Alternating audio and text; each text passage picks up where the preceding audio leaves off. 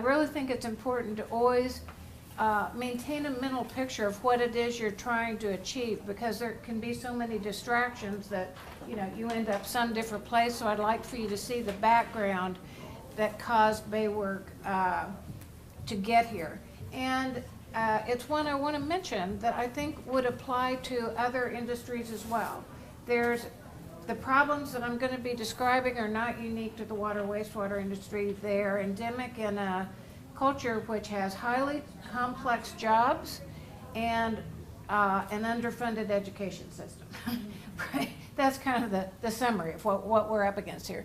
So, as was mentioned before, BAYWORK's focus is on jobs that we've defined as mission critical, and it's a combination of engineering jobs and skilled trades jobs. The thing that you would want to note about that, maybe we will have to close that door, is that all of these take some kind of vocational training. You can't just show up and say, I'm ready to be an instrument tech today. That's not how that works. There's really complex technical training that has to happen to get you there. And for that, it's not enough that there be places that provide vocational training. That's necessary, but that's not sufficient. Two other things have to also be in place, some other components in place. One is that people need to be motivated to go into skilled trades. And we're currently in a situation where all the push is you need to get a 4-year education. So then later, good luck when you've got your 4-year education in anthropology, see what job that gets you, you know? So there's a kind of a narrow vision of what it means to be a contributing member of society, and people think it's going to be a 4-year job. People are not aware of skilled trades jobs. It's not just that they're not aware of the water wastewater industry and the skilled trades job. They are not aware of skilled trades jobs, period. They do not know mechanically how anything is happening in this world. So, so what was happening was that I would go into, we've been involved with trying to do outreach for a long time. And so I would go into high school classrooms with kids, and what really became very apparent to me is that they're in this state of combination of fear and denial, and then they try to mask that with bravado. So it just breaks my heart, really, because they don't anymore have any idea what they're going to do for a living than a man in the moon. And 98% of them seem to hope they're going to make a living designing video games. I'm thinking there's not room for all of them in that market. So, but it's just that they have no idea what real jobs are, or how you would get them, or how much money you could make if you went there, or least of all, what skills you might need to be learning in this minute so you'd have some shot at it. So it's very misleading to say, to go into vocational training, you just need a high school degree. You need a high school degree. You need to actually know something. You need to have learned something in high school. So the fact that you managed to drift through the gate, right, doesn't mean that you have learned the skills you're going to need to be successful in vocational training. So many students are graduating, and did they graduate? Yeah. Have they learned the skills that are going to be needed for them to be successful in vocational training? No. It didn't occur to them. I think a lot of young people now honestly think that through the magic of the computer, the computer's going to do the math for you, the computer's going to do the science for you. They don't see, they see highly automated functions like retail clerks, right? They don't understand all the technical jobs and the skills that are necessary behind this to make functions happen. So here's a kind of statistic, which is, to me, very surprising. Very few high school students are graduating, really, with math as an example, prepared to really do college-level work. So what happens? What happens is just what you would think would happen. They go to community college, they think they're ready, they're not ready, there's a very high dropout rate. And then with vocational training, even more so. So what I kept hearing from, as we were trying to partner from way back with community colleges, is that we've got the program, theoretically this should work for high school students. It's not working for people who just graduate from high school, we're getting people coming back from the military. Okay, the military helped educate them, right? And, or we're getting people who maybe got a 4-year education and God knows what, and they can't find a job and they're thinking, man, I need to learn something where I can actually put some food on the table. So the vocational training is working for those groups, but don't we want to help? Yes, we do. Those people who are in high school who we want them to not be expendable. We want them to be functioning members of society for their sakes as well as our sake, right? We just want that for them. So those are the two of the factors in developing this. So this is an example. We're working on a white paper right now where we're documenting, if you want to end up as a machinist, here's what you should be doing back in high school or maybe even in middle school to prepare. This is a message that we are not getting down into the schools, that really you're going to have to learn something. And so we're wanting to help those teachers who no doubt are trying to struggle to get the attention of these kids who have no idea that it really would be in their best interest to learn what that teacher is trying to teach them. So when we think of this, we talk about making people aware of jobs in the water wastewater industry, yes. But one of the things that I think is the least helpful that we do is go in, well, it's got its benefits, but to just do rah-rah come in the water industry, but not say the part of, and for us to accept you into the water industry, you're gonna have to be able to do X, Y, and Z and help them see a path that they're gonna have to participate in of getting there. So it's very consistent with that, both that we've got a water wastewater component of these things, where we've got the personal stories and talk about the water wastewater industry, but it's also very much part of our mission to help them learn the skills so that they will actually know what they need to know for us to accept them into what we're doing for a living, which is very high tech, and we need people to be able to prepare to do the job. So the videos show real people doing real jobs and needing to use these skills, which I think is really important, where we have, as you saw, the candidate development videos that show the personal stories. Again, we're trying to engage them more with us as people and see it as something that maybe they could do themselves, and then providing the companion curriculum, which you saw illustrated in the first panel. So I have never found that, like when I'm going around with a bunch of water wastewater people, that people say, are you guys from Hollywood? I mean, really, it just, you know, maybe, you know, soon, but that's just really never happened. So we're not used to writing scripts, right? That's not our normal form of business writing. We're not used to memorizing dialogue, and the concept that, well, maybe you can just wing it, that maybe all those actors making the big bucks are winging it. No, they're not. They learned their script. We're not trained actors, right? We're doing our best. Not trained, and most of our agencies don't have trained videographers, and so we're lucky that we had Joe Zimbo, who's doing filming this today. He also was able to help us with some of our filming. We're very grateful for that.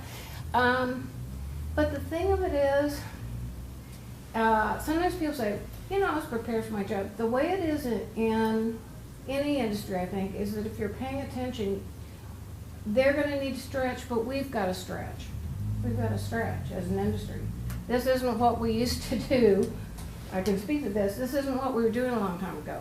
But you know what? There's a lot of stuff we weren't doing a long time ago. And so it's good for the students that we stretch ourselves for their sake and do these videos and create these products, but frankly, it's also good for the industry that we stretch ourselves and we learn these skills, because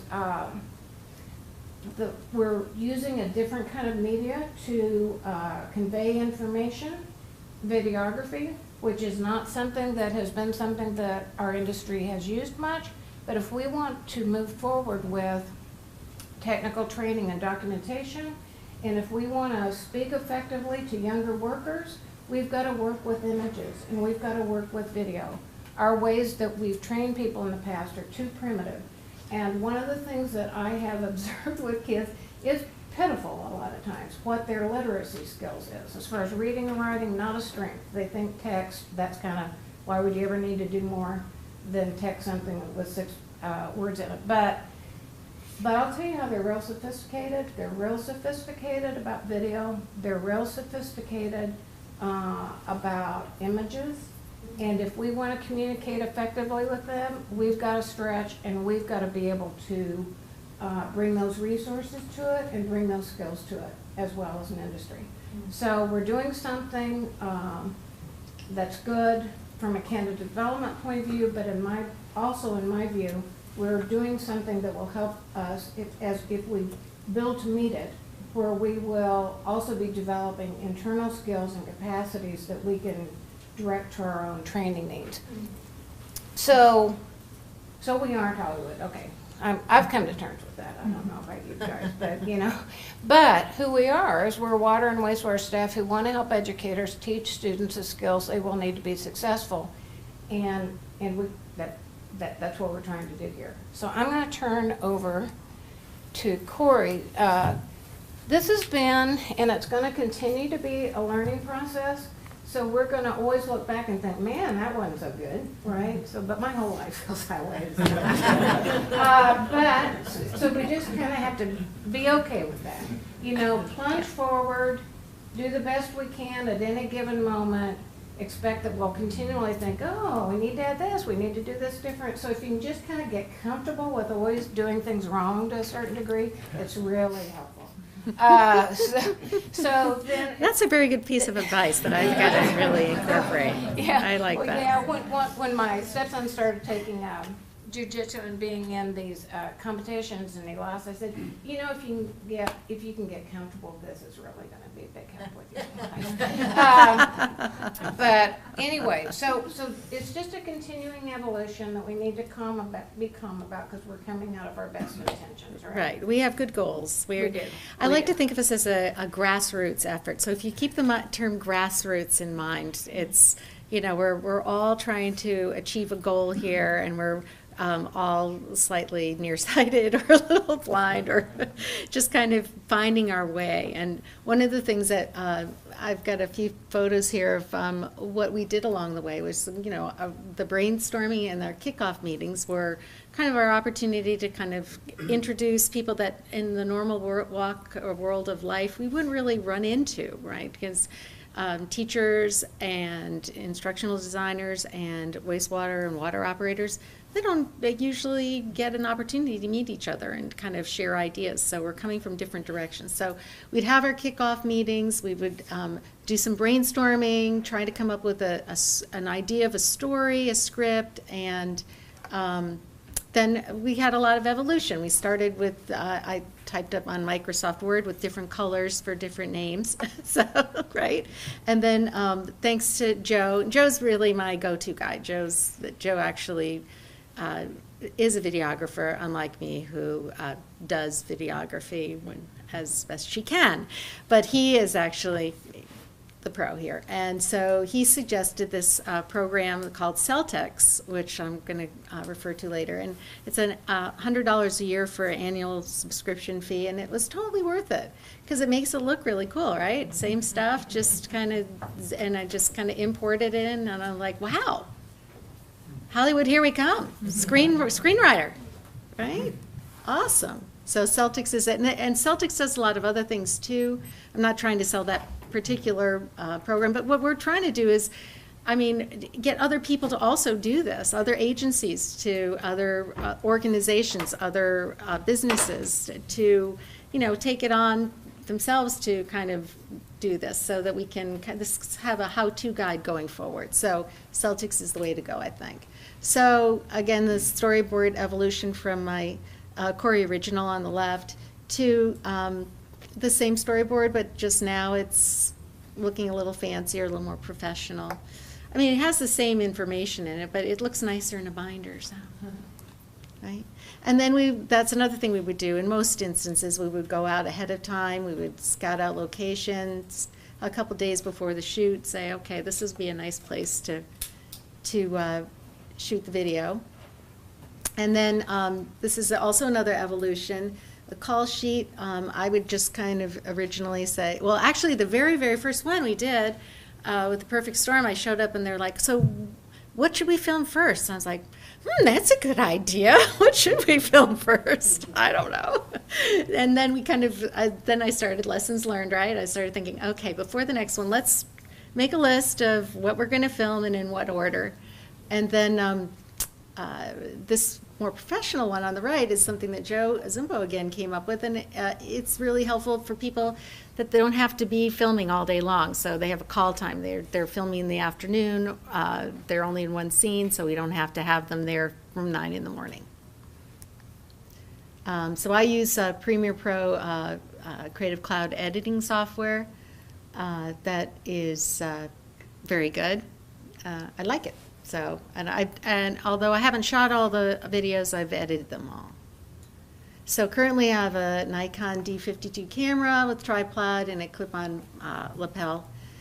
In the future, we're hoping to get a real live video camera with a boom, perhaps a second mic, some other things that would be really helpful to have when you're shooting these kinds of things. All right, so this is our what we did thanks to Sue Tensfield making recommendations for all this wonderful stuff that we've created. Where can people access it? Well, now it's on our BAYWORK website, so you can actually go to baywork.org. You can click on the events. It's actually on the workshop for today, and we have listed all the videos, all the scripts, all the curriculum. Everything is PDF downloadable, and you can just use it, and that's what it's there for. So we're really hoping that people will take that car and start driving it. Now it's back to Cheryl. We'll build on the thought like TUI had of trying to take a program but have other components of it that will link with other skills that students need to learn, so that there might be a writing component even if it's primarily a math problem, for example. Another thing that I'd like to do is for us to develop a handout that would go with every set of this curriculum, that would be a page that every student would get that would give them the link to the BAYWORK website, that would show the pictures of the guys in the video like we show them on the website, and the link to those specific, their personal stories, so that, again, that we're trying to draw them closer to us. So part of what will be on, well, probably not teacher microsite, but a component within the BAYWORK website that's geared to teachers, making them aware of all the kind of materials we have. So we do hope for the future too to probably have workshops with teachers to help make them more familiar with how to use these kind of learning materials. So part of what we'll be hoping that you can offer us is thoughts about how we can make those connections and go out into the community of teachers, because that's less familiar to us, so that we can not just have something stuck on a website that no teacher's ever heard of in the planet, right? I mean, we're not exactly a household world. So it's really going to be on us, even if we've got the materials posted, to do the marketing to make people aware of it and then help teach them to use it. As Kory mentioned, this is something that we're doing now within the water wastewater industry, but one of the things that I had done in the past has gone to, for example, the East Bay manufacturing initiative group that's working, because the same problems we're having with getting machinists, Cheryl's having that problem with machinists, Dow's having that problem with machinists. So it's a whole cultural thing that we've moved away from providing training for the skills trades which are necessary for industry. So my hope is that additionally we can think how to reach out to other industries that have exactly the same kind of problem that we're having in relation to the skilled trades. So these are some of our thoughts about future actions that we want to go into.